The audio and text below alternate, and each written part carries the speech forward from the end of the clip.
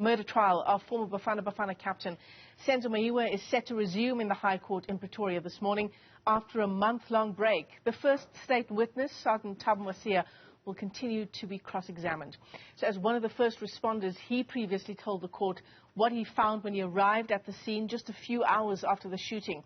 Our reporter Linda Mnisi will be following that story. In fact, he joins us in studio for a taste of what's to come today, Linda. It's interesting because Advocate Malesela Tefo, he's got his own personal issues that he's appearing in court for. That's been postponed, but he's assured everyone, certainly assured the court that don't worry, this doesn't impact my work on the Senzo Meyiwa case. Absolutely. I mean, we saw that dramatic arrest right at the end of, the case on that particular day when it was postponed to today. It's described as a sideshow, Michelle, to the already existing case and has led to a number of questions around what exactly could be at play here and whether or not there is something that the police want to hide. Of course, it came at the backdrop of Malesela Tefo poking holes on the evidence that was given by Sergeant Thabo Mosia in terms of how he alleged that top cops within Gauteng, the Gauteng SAPS, staged that scene, speaking about how there was an initial meeting that happened prior to the arrival of Thabo Mosia that involved Brigadier Philani Ndlovu, the former Hawks head Shadrack Sibia, as well as the former MEC for Community Safety. So we asked him on Friday about whether or not he'll be present in court, given the fact that, of course, he's out on bail, and whether or not we can expect any more delays in this particular case, whether or not he's still receiving death threats. And this is what he had to say. I've mentioned it several times that only death will remove me from the court. Yes.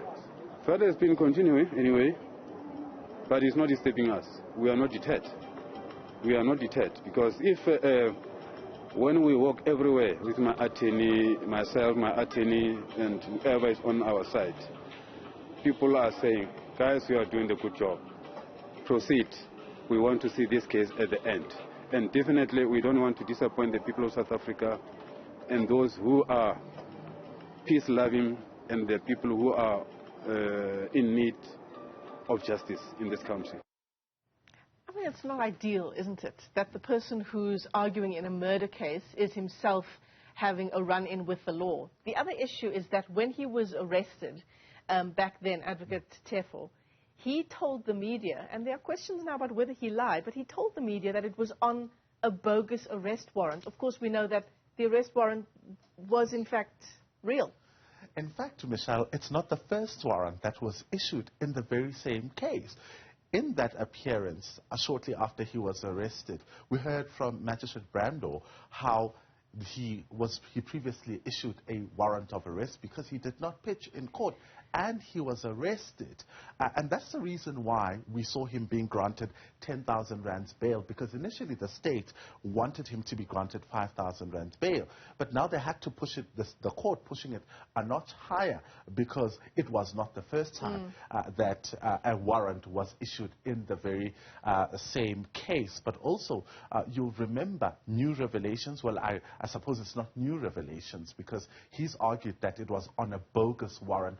And the argument behind that is that he's laid a complaint with the Magistrates Commission against the magistrate who issued the warrant. They believe that the magistrate shouldn't be handling that matter. The magistrate shouldn't be working on warrants, shouldn't be working on postponements or anything that involves his particular case. But the magistrate saying he's not aware of that complaint that has been laid against him. There is, of course, an application for a recusal that has been brought before him, and there hasn't been a judgment in that application. So we await the judgment. So the next time his case is in court, there will be, of course, dealing with the issue around the recusal application. But as far as the complaint is concerned, there isn't any formal notification from the magistrate. As if there isn't enough drama on the sidelines of the Senzo Meyiwa murder trial. Linda Mnisi, thanks very much indeed for coming into studio. That case is, of course, back in the High Court in Pretoria.